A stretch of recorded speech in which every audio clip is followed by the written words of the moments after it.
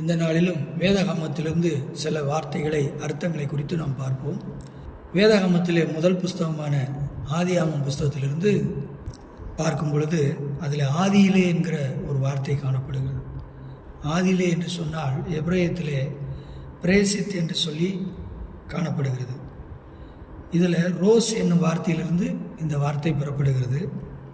இந்த ரோஸ் என்றால் மனித உறுப்பிலே காணப்படுகிற தலையை குறிக்கிறது. தலை என்பது மனித உடலுடைய துவக்க உறுப்பாய் காணப்படுகிறது. இதை இஸ்ரேல் ஜனங்கள் என்ன செய்கிறார்கள்? பயன்படுத்துகிறார்கள்.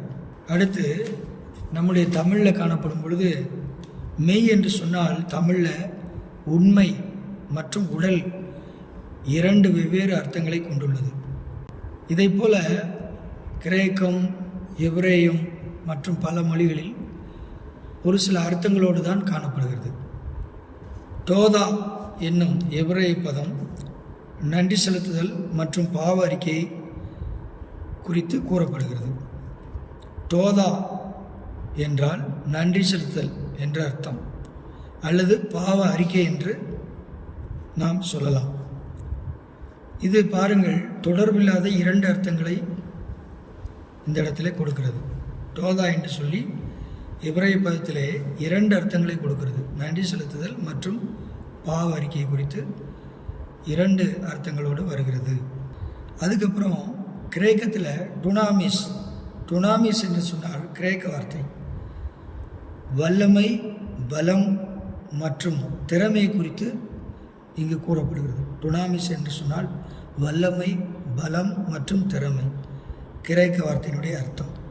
மத்தேயு எழுதின சுவிசேஷம் 25வது இடத்துல அங்கே தாளந்தை குறித்து பார்க்கும் பொழுது அங்கு அவனுக்கு திறமைக்கு தக்கன தாளந்து கொடுக்கப்படும் என்று வேதத்தில் எழுதப்பட்டிருக்கிறது. மார்க் 9வது இடத்திலே தேவ ராஜ்யம் பலத்தோடு வருகிறது என்று இயேசு கிறிஸ்து சொல்லுகிறார். அப்போ டுனாமிஸ் என்று சொன்னால் திறமைகளை குறிக்கிறது, வல்லமையை குறிக்கிறது, பலத்தை குறிக்கிறது, அதாவது வலிமையை குறிக்கிறது.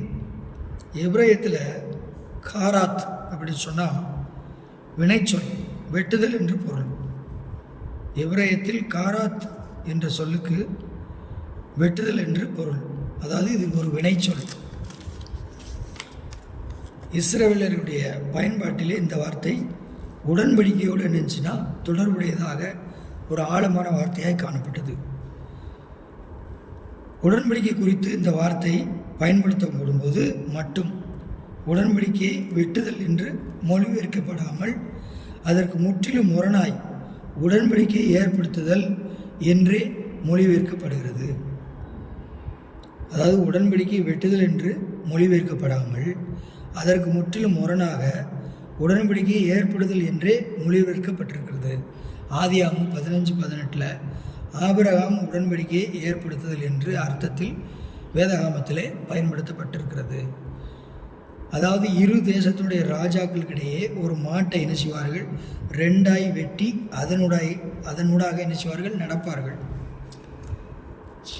அந்த உடன்படிக்கை மீறப்பட்டால், நிபந்தனை மீறப்பட்டால் தங்களுக்கும் இதே நிலை ஏற்படும் என்பதற்கு அடையாளமாகத்தான் இந்த சடங்காச்சாரத்தை அந்த காலங்களில் கடைபிடித்தார்கள். யூதர்கள் மற்றும் புறஜாதி மக்கள் அந்த நாளிலே இதை அதிகமாய் கடைபிடித்தார்கள். யோவான் எழுதின சுவிசேஷம் 1:1 பார்க்கும் பொழுது லோகோஸ் என்னும் கிரேக்க பதம் பயன்படுத்தப்படுகிறது. லோகோஸ் என்று சொன்னால் வார்த்தை என்று மொழிபெயர்க்கப்பட்டிருக்கிறது. இந்த கிரேக்க வார்த்தையானது லேக் என்னும் மற்றொரு வார்த்தையிலிருந்து உருவானது.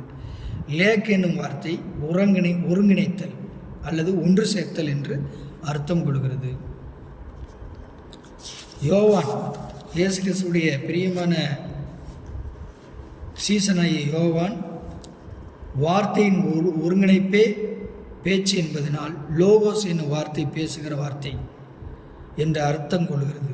யோவான் லோகோஸ் என்னும் வார்த்தையை கிறிஸ்துவை குறிக்க இறையில் வலிமை கொண்ட ஒரு பதமாக தன்னுடைய சுவிசேஷத்திலே பயன்படுத்தி உள்ளார்.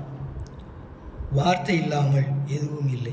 வார்த்தை என்பது மிக மிக முக்கியமாய் காணப்படுகிறது. எனவே இயேசு கிறிஸ்துவுடைய சீசனாகிய யோவான் வார்த்தையின் ஒருங்கிணைப்பே பேச்சு என்பதனால் லோகோஸ் என்னும் வார்த்தை பேசுகிற வார்த்தை என்று அர்த்தம் கொடுக்கிறது. யோவான் லோகேஸ் என்னும் வார்த்தையை கிறிஸ்துவை குறிக்கும் இறையியல் வலிமை கொண்ட பதமாக தன்னுடைய சுவிசேஷத்திலே யோவான் 1:1 பயன்படுத்துகிறார். எனவே பிரியமானவர்களே, இந்த நாளும் சில வேதாகமத்துடைய அர்த்தத்தை பார்த்தோம். மீண்டும் நாம் பல அர்த்தங்களை பார்க்கலாம்.